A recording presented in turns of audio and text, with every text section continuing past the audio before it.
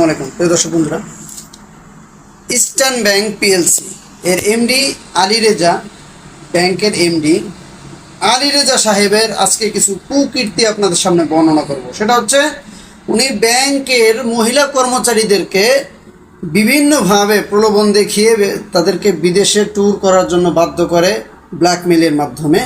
এরপর বিদেশে যখন চলে আসে তাকে জোরপূর্বক শারীরিক সম্পর্কের জন্য বাধ্য করে। এই বিষয়টা বিভিন্ন নারী কর্মীরা অলরেডি মিডিয়াকে জানিয়েছে, কেউ অনেক দিন যাবৎ পুষে রেখেছে। এই ধরনের কালপিটকে কী ধরনের শাস্তি দেওয়া উচিত, জনগণ আপনাদের হাতে বলে দিলাম, আপনাদের কাছে ছেড়ে দিলাম, আপনারা এটা নির্ধারণ করেন কী ধরনের শাস্তি এই ধরনের কালপিটগুলোর হওয়া উচিত।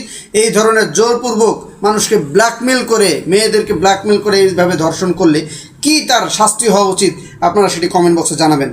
যা বাংলার জনগণকে জানিয়ে দেন যে বাংলার জনগণ এখনও মুখ দিয়ে কথা বলতে জানে এবং তাদের কলমের খোঁচার মাধ্যমে বা তাদের কমেন্টের মাধ্যমে তারা প্রতিবাদ করতে জানে। ধন্যবাদ।